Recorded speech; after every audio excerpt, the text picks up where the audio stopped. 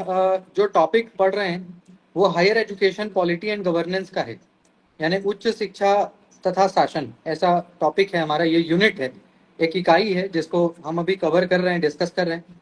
और अभी तक इस टॉपिक में मैंने एजुकेशन के अलग अलग फेजेस को बताए, जो अलग अलग समय काल रहा है, कालखंड रहा है, चाहे वो वैदिक काल रहा हो या बुद्ध का काल रहा हो या मुगल काल हो या ब्रिटिश का काल हो या स्वतंत्र भारत हो। तो इन पांचों जो एराज हैं, जो टाइम पीरियड है, उस पर हम लोग अभी मूव ऑन कर रहे हैं, डिस्कस कर रहे हैं। वैदिक काल में क्या चीज़ें थी, फिर बुद्ध काल में क्या बदला, मुगल काल में क्या बदला, ब्रिटिश काल में क्या महत्वपूर्ण हो गया, और फिर आज़ाद भारत में क्या बातें निकल करके सामने आई।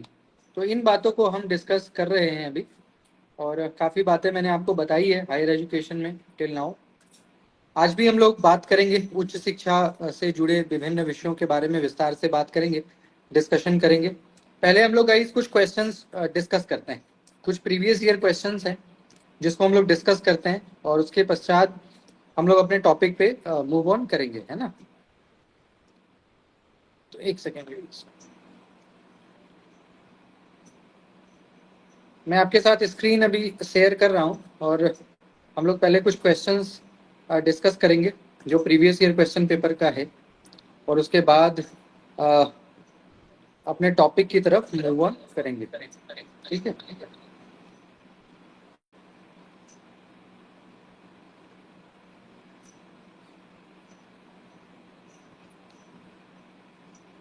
तो गाइस अब आपको स्क्रीन दिख रहा होगा, एक सेकेंड।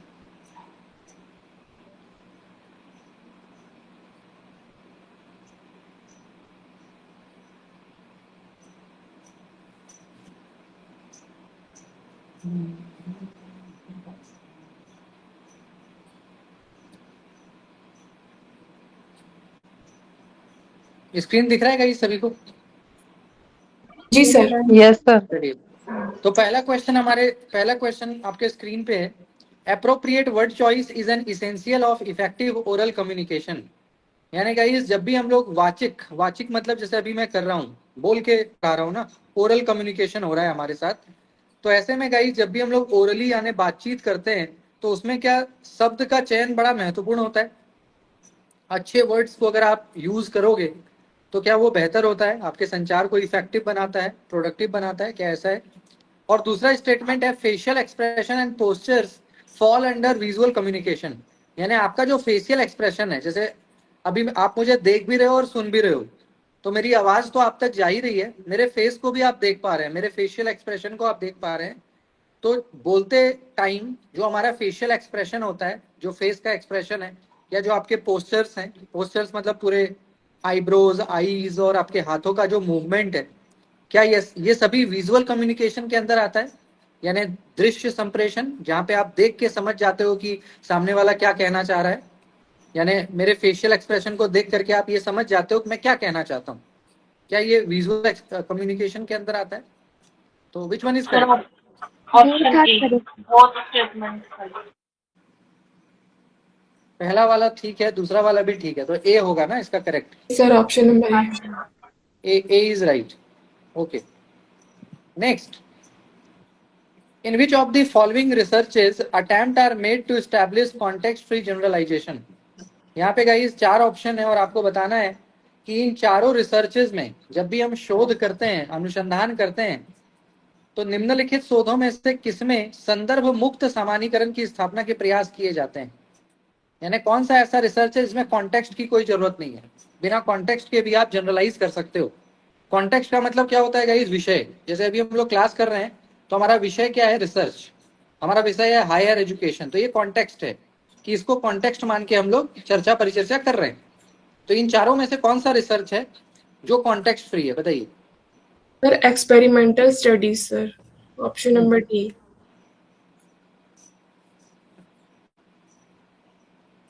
बताइए क्या होना चाहिए?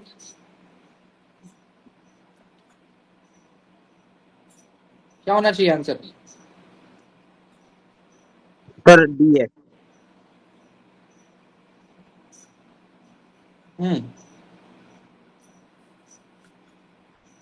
एक्सपेरिमेंटल स्टडीज इसका करेक्ट आंसर होगा, एक्सपेरिमेंटल स्टडी।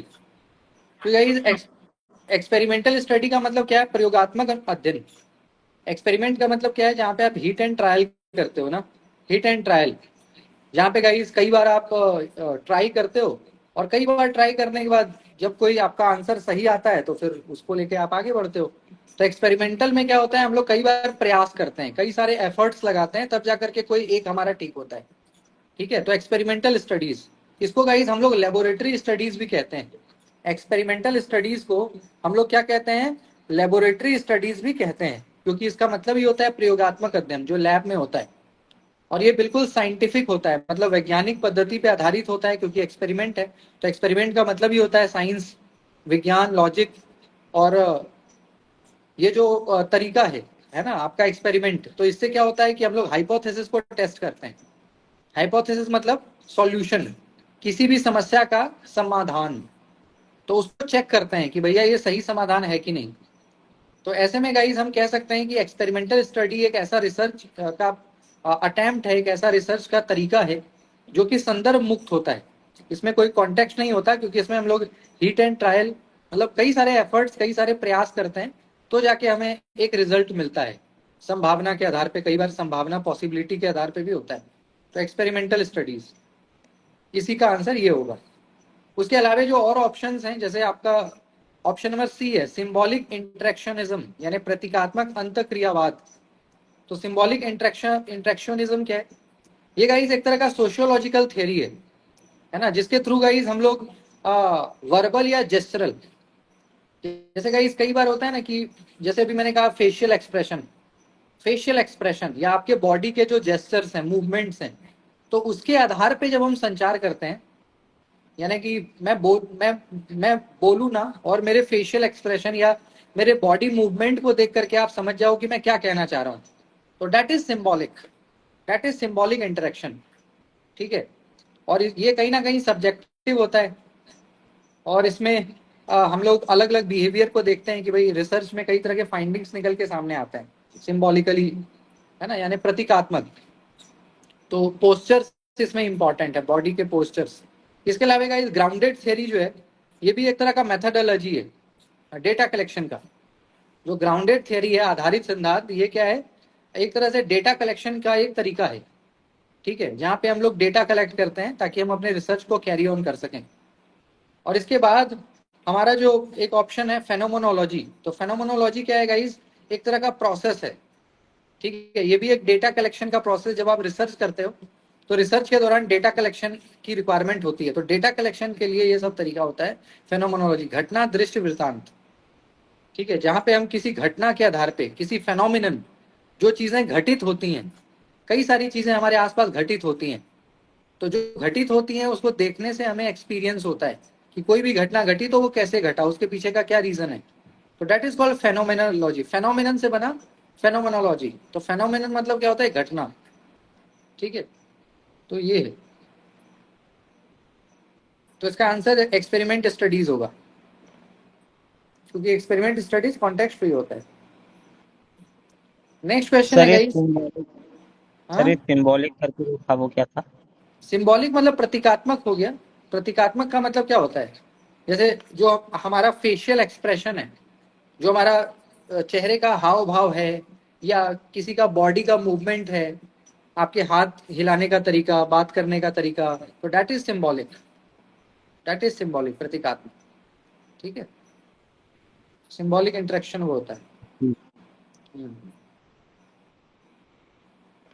तो सिंबॉलिक इंटरेक्शन में गाइस हम लोग बेसिकली एक्शन और रिएक्शन को चेक करते हैं।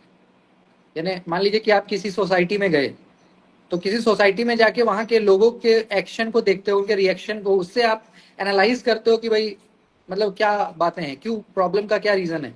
कोई भी रिसर्च जब आप करते हो तो वहां पे लोगों के हाव भाव, उनके बिहेवियर के आधार पे फिर आप अपने फाइंडिंग्स को निकालते हो। That is symbolic. ठीक है, सर एक बार ग्राउंडेड और फेनोमेनोलॉजी को भी आप डिस्क्राइब। मैम ग्राउंडेड थियरी जो है ना, ग्राउंडेड थियरी और फेनोमेनोलॉजी यानी आधारित सिद्धांत और घटना दृश्य वृत्तांत, ये दोनों डेटा कलेक्शन का एक टूल है। जब हम लोग डेटा संग्रह करते हैं ना, रिसर्च में डेटा संग्रह करते हैं, क्योंकि डेटा कलेक्शन के आधार पे ही आप अपने रिसर्च को कर पाओगे। जब तक आपके पास डेटा मतलब होता है, जैसे मान ली लिटरेचर के में डेटा क्या हो गया, आपका किताब है, टेक्स्ट है, रिसर्च पेपर है ना, और भी कई सारे थीसिस वगैरह, दैट इज कॉल्ड डेटा। तो ये दोनों जो है ग्राउंडेड थियरी और फेनोमेनोलॉजी, ये दोनों डेटा कलेक्शन का तरीका है। अगर हम ग्राउंडेड थियरी की बात करें तो ये एक फिलोसोफर थे, स्ट्रॉस, STRAUSS, स्ट्रॉस नाम के एक फिलोसोफर थे जिन्होंने 1967 में ये आइडिया दिया था, दैट इज ग्राउंडेड थियरी। और इसमें गाइस हम लोग क्या करते हैं, इसमें हम लोग बेसिकली डेटा कलेक्ट करते हैं और डेटा कलेक्ट करके थियरी बिल्डअप करते हैं। जैसे मान लो कई सारे डेटा आपने कलेक्ट कर लिया, फील्ड विजिट करके अलग अलग जगह पे गए और अलग अलग जगह विजिट करके आपने नई नई चीजों को कलेक्ट किया, उसके आधार पे कोई थियरी आपने बनाया, तो दैट इज ग्राउंडेड थियरी। कि जब आप विजिट करते हो, फील्ड में जाते हो, सर्वे करते हो, लोगों से मिलते हो, बात करते हो, इंटरव्यू करते हो, उस आधार पे जो भी जानकारी आपको मिली, उस जानकारी के आधार पे कोई नई थियरी आप बिल्डअप करते हो, तो that is grounded theory, ground पे जाके करना। और फेनोमिनन क्या होता है? फेनोमिनन का मतलब होता है गाइस एक प्रोसेस या एक प्रक्रिया जिसके तहत कोई काम होता है, कोई घटना। तो फेनोमेनोलॉजी जो है ये गाइस एक तरह से लाइव एक्सपीरियंस है। जैसे हमारे जीवन में गाइस कई तरह के लाइव एक्सपीरियंस होते हैं। कई बार हम लोग मरते मरते बचते हैं, कई बार हम अपने सामने किसी कोई बड़ी दुर्घटना देखते हैं, कभी हम अपने आंखों के सामने कोई घटना घटित होते हुए देखते हैं, तो उससे कई तरह के अनुभव हमें मिलते हैं। उससे जो है कई तरह के क्या है, हमें एक्सपीरियंस मिलते हैं। तो उस एक्सपीरियंस के आधार पे आप जो है इंफॉर्मेशन कलेक्ट करते हो और रिसर्च को अपना प्रोसीड करते हो, that is called phenomenology.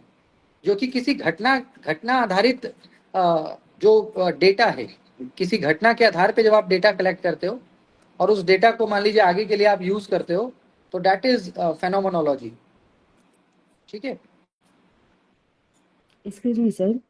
Hmm. Sir मुझे एक बात पूछनी, वो मैं अभी पूछूं या क्लास के एंड में नहीं, आप पूछूं? 2 बात पूछिए मैम। अगर पढ़ाई से रिलेटेड पूछना है तभी पूछ सकते हैं, और पढ़ाई के अलावे कुछ पूछना है तो क्लास के बाद पूछ क्वेश्चन से सकते हैं। थोड़ा सा हटके है सर, क्योंकि मैं ये शोध शोध कब से मैं सुन रही हूँ। और सर जैसे कि ये जैसे रिसर्च होता है सर, तो इसको हम लोग जैसे कि हमने जैसे कि एमए किया और उसमें 11 पेपर थे, तो हम लोग किस जैसे कि उसमें हम लोग किस चीज पे रिसर्च कर सकते हैं और स्टार्ट कहाँ से करेंगे, ये मेरे को बिल्कुल पता ही नहीं चल रहा है। अच्छा, क्लास के बाद इसका आंसर मुझे लगता है दूंगा तो ज्यादा उचित रहेगा, वरना जी हम लोग जी दिग्भ्रमित हो जाएंगे। जी जी जी जी मैं वही पूछी सर कि मैं अभी पूछूं कि बाद में, लेकिन सर लास्ट में मेरे को इसके बारे में थोड़ा सा आप मुझे बता देना। मैं तो चाहता हूँ कि आप मेरे से पूछें, पर हमारे क्लास में कोई कुछ पूछता ही नहीं, मैं क्या करूँ। उस दिन मदान नहीं सर सर आए, जैसे कि अब मदान सर से किसी ने कोई क्वेश्चन ही नहीं पूछा। लास्ट में मुझे बोलना पड़ा कि सर आपकी बातों से सभी लोग मोर देन सेटिस्फाइड हैं। जी महोदय। तो मैं कई बार संभालता अभी हूँ तक परिस्थिति। सर वो जैसे कि आज सर वो मैं महोदय, एक्चुअली फॉर्म ये भर रही होता है थी। कि मैंने एक सुनते क्वेश्चन सुनते पूछा रहते था। हैं ना, तो एकदम से बोलने की इच्छा ही जाती नहीं होती। आज मैं फॉर्म भर रही थी तो उसमें पूछ रहा था कि जैसे पहले कोई रिसर्च भी हुआ है ऐसे कुछ करके था, तो उसमें मुझे समझ में नहीं आया कि यदि हम रिसर्च करना चाहें तो करेंगे किस चीज पे, हमारा सब्जेक्ट क्या होगा? आपका सब्जेक्ट क्या होगा? बहुत बढ़िया क्वेश्चन देखिए मैम पूछ रही हैं। देखिए मैम, रिसर्च का मतलब पता है क्या होता है? रिसर्च का मतलब क्या होता है? री प्लस सर्च। री का मतलब क्या होता है? पुनः। री का मतलब क्या होता है? दोबारा। सर्च का मतलब होता है to explore, to find something new. यानी दोबारा जब आप किसी नई चीजों को देखते हो तो दोबारा, दोबारा का मतलब क्या है? जो ऑलरेडी हो चुका है। तो रिसर्च में मैम क्या है ना कि जो चीजें ऑलरेडी हो चुकी हैं, और समय के साथ क्या होता है ना कि प्रॉब्लम समाज की बदलती है। आज से 20 साल पहले जो हमारा प्रॉब्लम था, आज वो उसको सोच के आप हंसोगे। मान लीजिए आज से 30 साल पहले मैम हम लोग लेटर लिखते थे, 1990-80 के दौर में। जो हमारे जो पेरेंट्स होंगे वो अपने पेरेंट्स को क्या लिखते थे? पत्र, या अपने रिलेटिव्स को पत्र लिखते थे। तो उस समय बहुत बड़ी समस्या क्या थी कि भाई टेलीफोन आ जाए, इंटरनेट आ जाए। उस समय ये बहुत बड़ी बात थी, एक कल्पना थी। आज के समय में ये एक रियलिटी में कन्वर्ट हो गया। तो उस समय जो प्रॉब्लम था, आज वो क्या है, हमारे लिए एक बहुत कॉमन बात हो चुकी है। हम सभी के पास फोन है, अब हमें पत्र लिखने की कोई जरूरत नहीं है, जब जिससे मन किया बात कर लिया। तो ऐसा नहीं है मैम कि आज के टाइम में हमारे पास मोबाइल फोन आ गया या इतनी कनेक्टिविटी आ गई या हमारा जिंदगी इतना आसान हो गया तो हमारे लाइफ का प्रॉब्लम खत्म हो गया, ऐसा नहीं है। आज की प्रॉब्लम अलग है, उस समय की प्रॉब्लम अलग थी। उस समय लोग मान लीजिए कि लेटर का दौर था, या उस समय लोग अच्छा लिखते थे, या मान लीजिए कि उस समय क्या होता था, कम पढ़े लिखे लोग होते थे, तो कोई एक पर्सन होता था गांव में जो लेटर को आता था, फिर डिक्टेट करता था। डाकिया का बड़ा महत्व होता था उस जमाने में। आज डाकिया का महत्व तो नहीं है, क्योंकि अब लेटर कोई नहीं भेजता, ऐसे ही फोन पे ही बात हो जाती है। तो आज के समय में प्रॉब्लम्स को आप देखिएगा कि आज के समय में यानी 2025 में आप देखिए कि किस तरह के प्रॉब्लम्स हैं। आप उसको आप एनालाइज करेंगे तो आप पाएंगे कि हमारे आसपास किस तरह की चीजें हैं जो जिससे हम ग्रसित हैं। जैसे मोबाइल फोन आया तो मोबाइल फोन के साथ स्ट्रेस आया, मोबाइल फोन आया तो मोबाइल फोन के साथ एडिक्शन आया, एडिक्शन या अभी ट्रॉमा तो आया, सबसे बड़ा डिप्रेशन आया, अभी तो कई तरह। सबसे बड़ी समस्या सर मुझे मोबाइल ही लगता है। लेकिन जैसे मुझे लग रहा है सर, मेरे पूछने का अर्थ है कि जैसे 11 पेपर हमने पढ़े हैं मास्टर्स में, तो उसमें से हम कुछ कर सकते हैं या बाहर से भी कोई टॉपिक उठा के हम उस पर लिख सकते हैं? कुछ भी कर सकते हैं मैम, ये तो आपके सोच पे है ना। रिसर्च में ऐसा कोई बैरियर नहीं होता, बस आपका टॉपिक थोड़ा रेलिवेंट हो, बस इस चीज का ध्यान आपको रखना होता है कि आपका टॉपिक थोड़ा प्रासंगिक हो, नया हो, रिसेंट ट्रेंड को मीट करे, जो अभी चल रहा है, जो अभी के समय की जो समस्या है, जो अभी के समय पे ज्वलंत विषय है, उसको मीट करे। ऐसा ना हो कि बहुत रटा रटाया विषय हो, बस इस चीज का आपको ध्यान रखना है। और जो चीजें आपने पढ़ी है, मान लीजिए 11 सब्जेक्ट आप पढ़े हैं, तो उसी में से कुछ एक नया निकल जाएगा। आपको बहुत मेहनत नहीं करना पड़ेगा, क्योंकि जो आपने 11 पेपर पढ़े हैं ना, उसी में से कुछ एक नया निकल जाएगा, आप थोड़ा सोचोगे तो। बस ये देखना है कि वो आज के समय से कोरिलेट करे। जैसे आपका विषय क्या है, आपका सब्जेक्ट क्या है? हिंदी ऑनर्स है सर। तो हिंदी हिंदी ऑनर्स है, तो हिंदी साहित्य में आप देखिए कि आजकल आजकल मतलब अभी के जो साहित्यकार हैं वो किस तरह की बातें कर रहे हैं, किस तरह की सामाजिक कुरीतियों पे प्रकाश डाल रहे हैं। आज के समय की सामाजिक कुरीति क्या है? प्रेमचंद के समय पे सामाजिक कुरीति अलग थी, आज के समय की कुरीतियां अलग है। तो अभी देखिए 21वीं शताब्दी में किस तरह की समस्याएं हैं, उसको कोरिलेट करिए, किसी उपन्यास को उठाइए, कोई सा भी 4 या 5 उपन्यास आप ले सकते हो, उसमें वो प्रॉब्लम को एनालाइज कर सकते हो कि अभी के मतलब वर्तमान समय में जो समस्या चल रही है उसको किसी उपन्यास में किस तरह से दिखाया गया है। तो उपन्यास के थ्रू, क्योंकि साहित्य में क्या होता है ना, लिटरेचर में टेक्स्ट को ही आप जोड़ करके रिसर्च कर सकते हो, बिना टेक्स्ट के रिसर्च नहीं होता लिटरेचर में। तो अगर आप साहित्य हिंदी, इंग्लिश, उर्दू, संस्कृत, साहित्य में क्या है ना, टेक्स्ट बुक आपको लेना पड़ेगा, तो कोई सा भी नॉवेल कम से कम 4 या 5 उपन्यास को चूज करिए और उस उपन्यास में उस प्रॉब्लम को का पोर्ट्रेयल देखिए कि भाई इस समस्या का क्या समाधान है इस पर्टिकुलर उपन्यास में। तो ऐसे 4-5 उपन्यास को आप चूज कर सकते हो और उस उपन्यास में उस समस्या के बारे में देख सकते हो कि इस लेखक ने इस समस्या के बारे में क्या बात की और क्या समाधान दिया है। तो दैट इज रिसर्च, वो रिसर्च होगा ना। जैसे आज के समय में पर्यावरण की बात हो रही है ना, या आज के समय में मान लीजिए कि टेक्नोलॉजी की बात हो रही है, तो साहित्य को टेक्नोलॉजी से जोड़ सकते हो आप, है ना। और भी कई तरह की चीजें हैं, तो उसको आप देख सकते हो। आयुर्वेद है ना। तो बहुत विषय हैं, विषय की कोई कमी नहीं, बस आपको वो देखना पड़ेगा कि क्या प्रासंगिक है। ठीक है जी सर, जी, थैंक यू। इसका आंसर बताइए गाइस, यहाँ पे 4 पॉइंट्स है, HTML, वेब सर इससे 2.0। पहले एक क्वेश्चन था। इसका आंसर बताइए फिर। One of the basic principles of progressive view of teaching is that education should be life itself rather than a preparation for living। यानी शिक्षण के प्रगामी दृष्टिकोण का एक मूलभूत सिद्धांत है कि शिक्षा केवल आजीविका की तैयारी नहीं, अपितु यह अपने आप में संपूर्ण जीवन होनी चाहिए।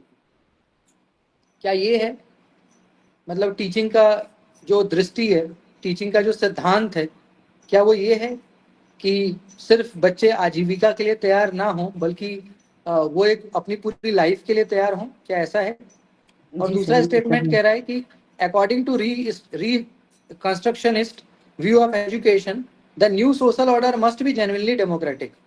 यानी अभी के हिसाब से एजुकेशन ना प्रजातांत्रिक होनी चाहिए, माने सभी को अधिकार होना चाहिए कि वो प्रश्न पूछ सकें। तो क्या ऐसा है? क्या दोनों लगता सही है? है। दोनों सही है। दोनों सही सर। दोनों ऑप्शन सही। Number A sir. जी sir, option option number A. A is correct sir. ठीक है, यही ठीक है। एक और आंसर हम लोग करते हैं। इसका आंसर बताइएगा, इसको मैच करना है आपको। पहला है डिफाइनिंग अ रिसर्च प्रॉब्लम, सोच समस्या को परिभाषित करना। दूसरा है परिकल्पना। तीसरा है रिसर्च सैंपल यानी शोध प्रतिचयन। और चौथा है हाइपोथेसिस टेस्टिंग। सभी के डेफिनेशन है राइट साइड पे, तो बताओ कौन किसको डिफाइन कर रहा है, किसका कौन डेफिनेशन है, ये आपको मैच करना है।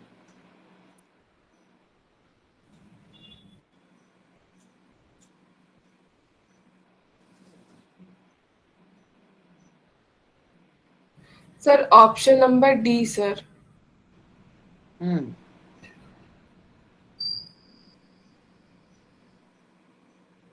Option number D. जी सर। देखिए क्या होगा, सभी लोग देखिए। डी। डिफाइनिंग रिसर्च प्रॉब्लम का sir carefully chosen a terms and concept with operational description if need be. हाँ डी ही होगा, ठीक है, डी ही होगा, क्योंकि डी में जैसे ए का चौथा है, तो जैसे अभी सुमन सिमरन मैम पूछ रही थी तो कि सर रिसर्च के प्रॉब्लम का कैसे पता करें। रिसर्च प्रॉब्लम मतलब रिसर्च टॉपिक ही तो होता है, रिसर्च टॉपिक ही तो रिसर्च प्रॉब्लम है ना। अगर आपको शोध समस्या पता लग गया तो वही तो टॉपिक बनेगा आपका।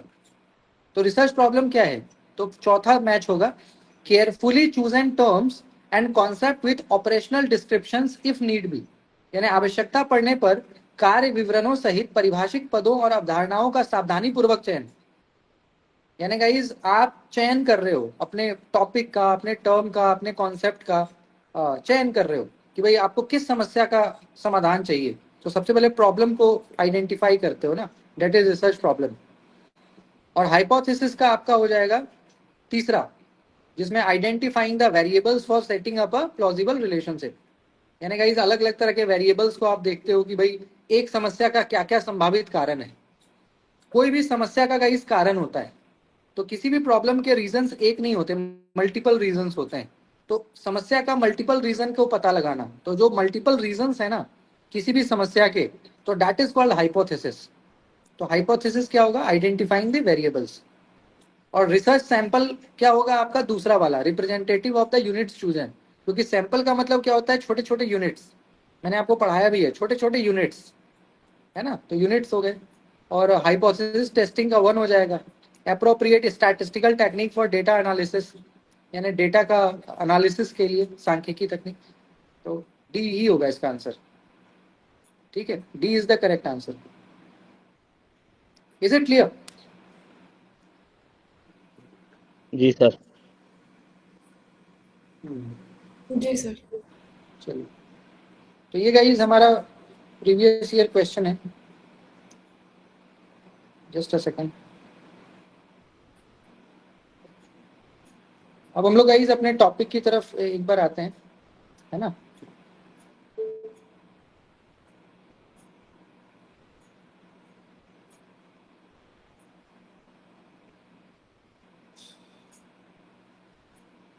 Just a second.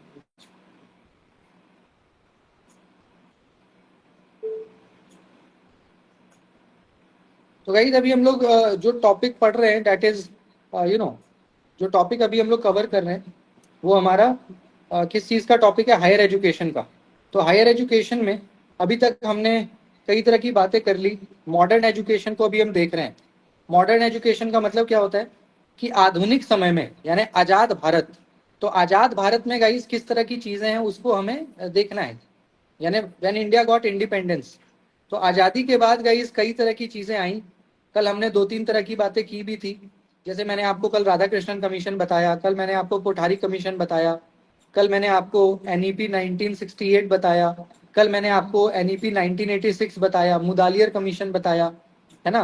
तो ये सारी चीज़ें बताई। कोठारी कमीशन भी बड़ा महत्वपूर्ण है, तो कोठारी कमीशन बता दिया, ठीक है। 1986 वाला जो शिक्षा नीति आया था तो उसके बारे में भी हमने विस्तार से बात कर लिया।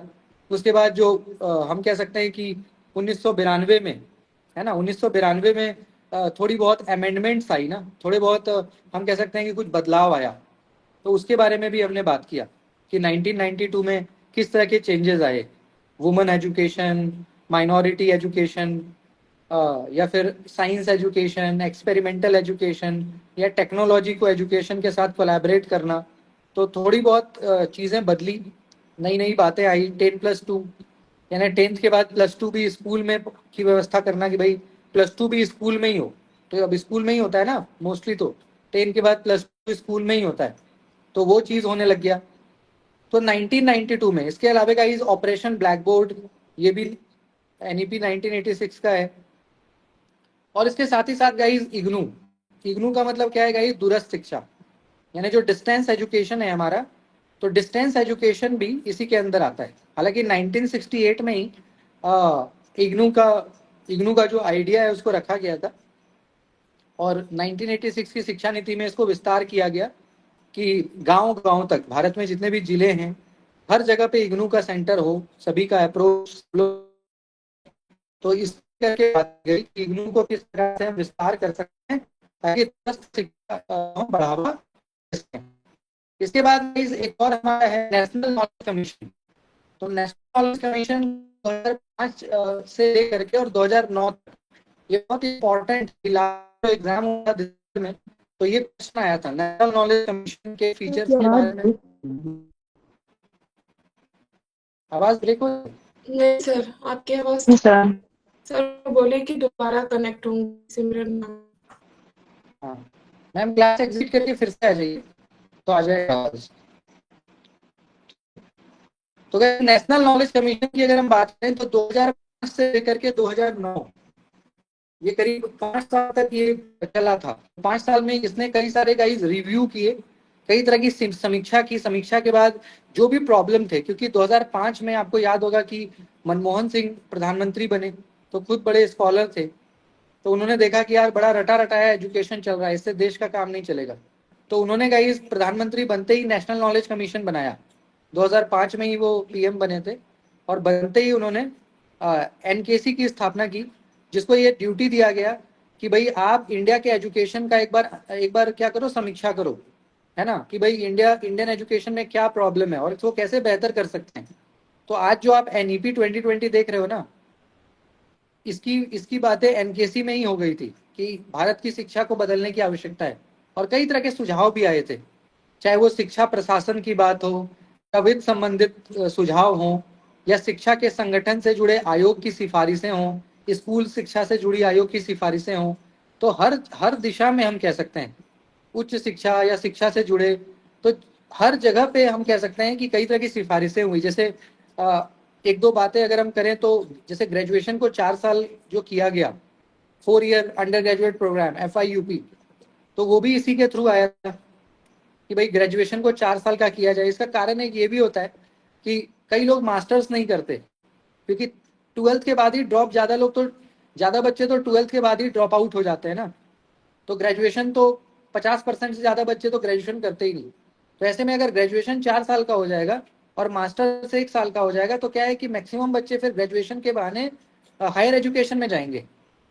मान लीजिए कोई UG में गया, अब 4 साल का ग्रेजुएशन किया, तो 1 साल का मास्टर्स है, तो मैक्सिमम बच्चों को लगे चलो भाई जब UG कर ही लिए तो 1 साल मास्टर्स भी कर लेते हैं। तो इससे क्या है कि भारत की शिक्षा पद्धति बेहतर होगी, हायर एजुकेशन में लोग जाएंगे, उनका इंटरेस्ट बढ़ेगा। तो 4 साल का ग्रेजुएशन, इसके साथ ही साथ इंटर्नशिप की जो बात है कि रोजगार परक शिक्षा, हमारे शिक्षा में जो थियोरेटिकल चीजें हैं तो थियोरेटिकल को प्रैक्टिकल में कन्वर्ट करना, इसके साथ साथ इवैल्यूएशन को बढ़ावा देना। पहले का ही 2005 से पहले क्या था ना, एनुअल एग्जाम होता था, साल में एक बार परीक्षा होती थी, और परसेंटेज सिस्टम चलता था। परसेंटेज यानी कि चाहे 10th हो, 12th हो, UG PG, हर जगह क्या होता था, प्रतिशत, 50%, 60% ऐसे रिजल्ट आता था। तो बड़ा प्रेशर होता था, जिसका 90% या जो टॉपर हो गया वो तो ठीक है, बाकी बच्चे फेल हो जाते थे, तो बड़ा पीयर प्रेशर होता था। तो इन चीज़ों को भी गाइस रिप्लेस कर दिया गया ग्रेडिंग से। 2005 के बाद से चीज़ें बहुत बदली, खास करके 2009 में जब ये लागू हुआ नेशनल नॉलेज कमीशन, तो बहुत सारी चीज़ें बदली। और आज जो आप फेलोशिप देख रहे हो ना, JRF का या नॉन नेट फेलोशिप, अगर आप PhD में एडमिशन ले लेते हो, JRF नहीं भी है, तो भी आपको करीब 8,000 10,000 रुपया मिलता है। वो भी इसी के थ्रू आया था, नेशनल नॉलेज कमीशन। इसी में रिकमेंडेशन आया कि भाई रिसर्च को बढ़ावा देने के लिए कुछ ना कुछ धनराशि सबको मिले। कोई ऐसे PhD करके क्या करेगा बिना, मान लीजिए कि PhD में आपको अगर पैसा ना मिले तो धन के अभाव में कैसे PhD करोगे, रिसर्च करोगे। तो इसलिए JRF तो खैर था ही, JRF के अलावा नॉन नेट फेलोशिप भी चालू किया गया कि अगर कोई विद्यार्थी PhD में एडमिशन लेता है, उसका JRF नहीं है, तो भी उसको कम से कम महीने का 8,000 रुपया मिले। तो 8,000 रुपया बहुत दिन से मिल रहा है, अभी भी 8, लेकिन दिक्कत यह है कि वो 8,000 अभी भी 8,000 ही है। 2008 में ये लागू हुआ था, और 2008 से आज 2025 हो गया, अभी भी 8,000 मिलता है।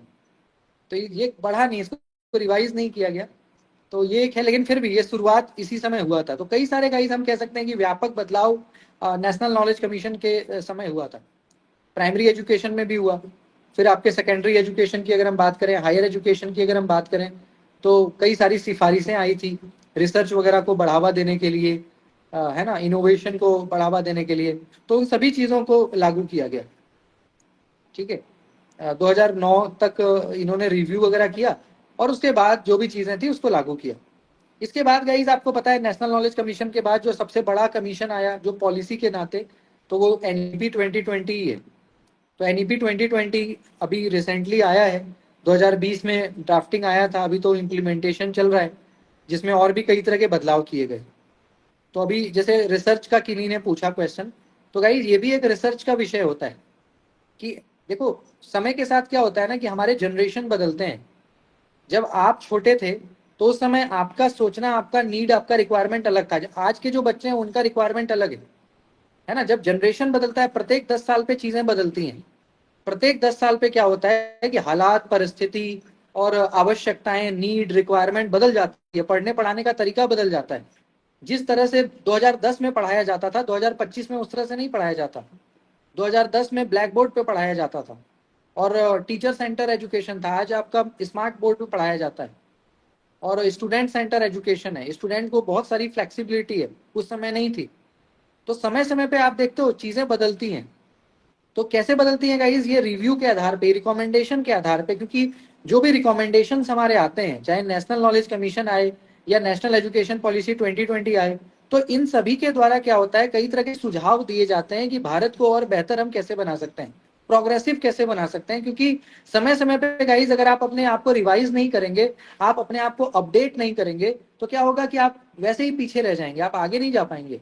तो अगर आपको समय के साथ चलना है, अगर आपको प्रोग्रेस करना है, अगर आपको विकसित बनना है, और खास करके भारत जैसा देश जहाँ पे विश्व की सबसे बड़ी आबादी बसती है, 150 करोड़ आबादी है, जिसमें से 80 करोड़ लोग नौजवान हैं जिनको जॉब चाहिए, तो ऐसे देश में तो एजुकेशन ही एक सहारा है कि एजुकेशन के थ्रू ही आप लोगों को सेटल डाउन करा सकते हो, उनको कुछ ना कुछ बता सकते हो कि भाई वो बेरोजगार ना रहें, है ना, रोजगार परक शिक्षा उनको दे सकते हो। तो नेशनल नॉलेज कमीशन के बाद तो खैर छोटे मोटे कई तरह के रिकमेंडेशंस आए, जैसे यशपाल कमेटी आया, शर्मा कमेटी, काकोदकर कमेटी। इन लोगों ने साइंस के साइंस को कैसे हम प्रोपेगेट करें, साइंस को कैसे बढ़ावा दें। IITs वगैरह के फंड्स बढ़ गए, है ना, फंड, क्योंकि पैसे की आवश्यकता होती है, तो फंड वगैरह कई सारे साइंस एंड टेक्नोलॉजी वाले कॉलेजेस का फंड वगैरह बढ़ गया। उसके बाद जो सबसे बड़ा तो NEP 2020 ही आया, जिसमें पूरे एजुकेशन को बदल दिया गया। अब सिलेबस भी नया आ गया, अब पैटर्न भी नया आ गया, करिकुलम नया आ गया, इवन NCERT ने किताबें भी नई निकाल दी। तो हमारा किताब भी अब बदल चुका है। जो स्कूल वगैरह में जब अब बुक्स वगैरह चल रहे हैं, वो भी बिल्कुल नए हो गए, फ्रेश हो गए, उनमें चैप्टर्स भी बदल गए। तो बहुत दिनों से चैप्टर वही पुराना रटा रटाया चला आ रहा था, उन सभी को बदला गया, ताकि आज का जो मार्केट का एक्सपेक्टेशन है, 2025 में जो मार्केट का एक्सपेक्टेशन है, जिसके तहत आपको जॉब मिलेगा, उस हिसाब से आपको पढ़ाना पड़ेगा, उस हिसाब से आपको कंटेंट देना पड़ेगा, उस हिसाब से आपको तैयार करना पड़ेगा, ताकि आप मार्केट में जाकर के आपको कुछ ना कुछ काम मिले, आप बेरोजगार ना भटकें। ठीक है, तो इस तरीके से NEP 2020 को मतलब लाया गया है, उसको बहुत स्मार्ट तरीके से और भारत के जरूरत को देखते हुए, और जो रटा रटाया एक पैटर्न है उसको देखते हुए बहुत सारी चीज़ों को बदला गया है ना। नए तरीके से नेशनल एजुकेशन पॉलिसी को हम कह सकते हैं कि लाया गया, इम्प्लीमेंट किया गया। उसके इम्प्लीमेंटेशन का प्रोसेस अभी भी चल रहा है। जैसे स्कूली एजुकेशन में आप देख सकते हो कि 5+3+3+4 एक बिल्कुल प्लान तरीके से, एक बिल्कुल योजनाबद्ध तरीके से एजुकेशन को लाया गया कि भाई कोई बच्चा 3 साल का हो जाएगा तो 3 साल से लेकर 18 साल तक, यानी 3 साल से लेकर के 18 साल तक उसका एजुकेशन कैसे होगा, उसका पूरा फॉर्मूला दिया गया।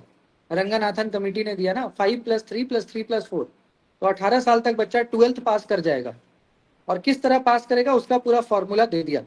उसके बाद कॉलेज एजुकेशन की बात करें तो वहां पे भी गाइज एनरोलमेंट बढ़ाना होगा, क्योंकि गाइज 12th के बाद बच्चे पढ़ते नहीं, 50% से ज्यादा बच्चे ड्रॉप आउट ले लेते हैं।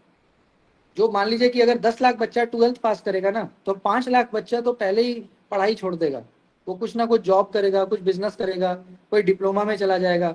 तो 5 लाख बच्चे तो वैसे ही ड्रॉप आउट हो जाएंगे, बचे 5 लाख, उसमें से भी 1 आध लाख को आप निकाल दो, यानी 10 लाख बच्चा अगर 12th पास किया तो मुश्किल से आपका 2.5 से 3 लाख कॉलेज में आएगा। इसलिए आप देखते हो कॉलेज का क्राउड कम होता है in compare to school. School में कितना क्राउड होता है, 10 तक 12 तक सारे क्लासेस भरे हुए होते हैं, और जैसे ही आप कॉलेज में जाते हो तो बच्चा आपको ढूंढना पड़ता है। क्लास में बच्चे नहीं आते, कभी 1 आ रहा है, कभी 2 आ रहा है, कभी 5 आ रहा है। अब ना अटेंडेंस वगैरह को कंपलसरी कर दिया गया कॉलेज में, पहले तो अटेंडेंस कंपलसरी होता नहीं था।